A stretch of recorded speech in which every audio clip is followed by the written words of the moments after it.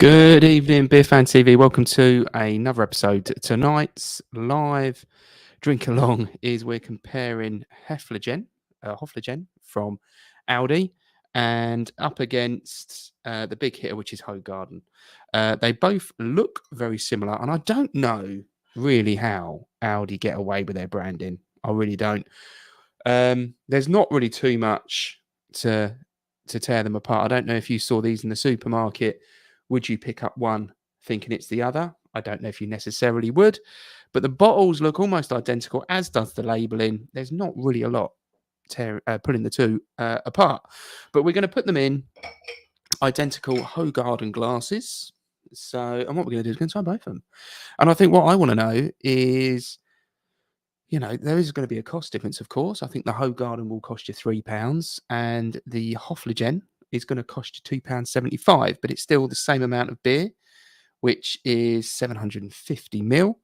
And, it doesn't always come down to cost. Sometimes it comes down to taste. And I'll be interested to know, with a lot of these own brand stuff and things like beer, we're actually getting own brand stuff. It's actually getting a lot better. Is there a taste difference? Is it worth just popping down to Audi to try it? But if you are a fan of Hoegaarden and you're in Audi and you see this on the side, why not give it a go? Years ago, years ago, wasn't that long ago, Audi used to put all of the brewing information on the back of the label. So you would know exactly where it's brewed. It now just says that it's basically brewed for Audi, based in Ireland. And it gives a little bit of information about the alcohol units, other bits and bobs, but it's 5%, which I think is going to be exactly the same for Hoegaarden. 4.9. So it's actually a little bit stronger than Hoegaarden. So I think, look, let's open them up. One of them does have, Hofflegen does have the cork top, which is probably maybe potentially seems a little bit more premium. Those that want to be looking a bit cooler, maybe. I don't know. We're going to pop it open, though. We're going to give it a go, and we're just going to see, I guess, importantly, does it make a difference? Does it taste any different to Hoegaarden? And there we go. Let's have a little look at that. See the smoke coming off the top? There was a little bit, but it's pretty quickly gone away. I've kept these at the same temperature as well, so taste shouldn't be impacted by that. This you probably want to have it at about 6 to 7 degrees. And putting these in these glasses.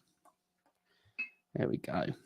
So first one is Hofflegen, and then we'll get the bottle opener on the Hoegaarden. I think Hoegaarden is just so well known, isn't it? Every supermarket sells it, and most pubs have it on tap. One thing I've definitely noticed straight away is the Hoegaarden has got way more carbonation. It's really quite easy built ahead.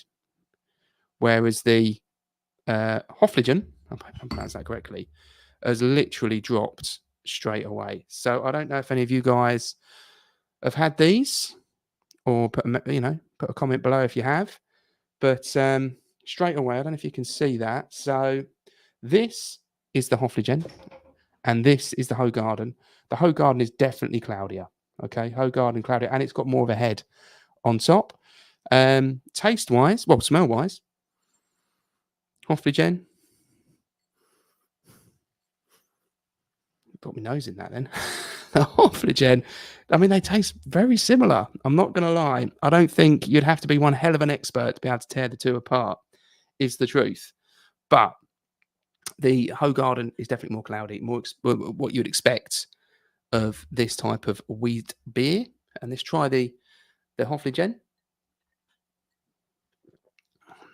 That's nice. You've got those orangey kind of taste to it. It's got a nice body to it as well. Not too bitter. It's got the carbonation of a bottled beer, especially because it's coming out of a bottle. But that's a nice beer. Not too bitter. Nice, soft and gentle on the palate. Quite an enjoyable beer, to be honest. Let's try the Hoegaarden.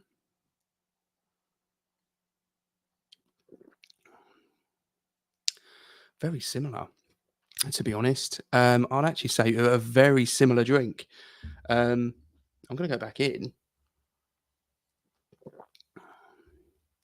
I would probably say, as far as tastes go, the Hoegaarden has got more taste to it. It's got more of that kind of orangey peel, a little bit more bitter taste to it. It's got more flavors coming through than the Hofflegen, but only minor, not a massive difference, to be honest.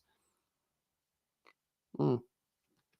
And carbonation wise, even though it seems to have more head and it's seems a little bit sort of thicker, um, it's a little bit more cloudy. Carbonation wise, it doesn't come across overly carbonated. You think it would when you compare the two, but it really doesn't. Mm. And that's just a nice, easy drinking beer. It's quite nice, nice palate feel. It's easy to drink. It's not overcarbonated, so I don't think you're going to be burping all night. But more importantly, well, listen, look, the most important bit is it is just a nice beer. Listen, guys, they look the same on the bottle. They don't look like the same out of the bottle, but I would say they're quite similar in taste between the two. Would I say it's worth saving 25p to buy the Hefligem? Would you know what I'm going to say? I don't think there's a big enough taste difference. So I would say if I was looking for Hoegaarden and the only thing I could find was this, I would get it without a shadow of a doubt. It's a nice one. And guys, what have you had? What beer would you say you've had that tastes very similar to? Oh, hi, beer mate. How you doing? Beer 202. How you doing, mate? Yeah, what beer would you say you've had that you would say is a hidden gem in the supermarket? That's what we're trying to do at the moment. We're trying to find these beers like the Hefligen that might be walked past by ourselves, not necessarily noticing them.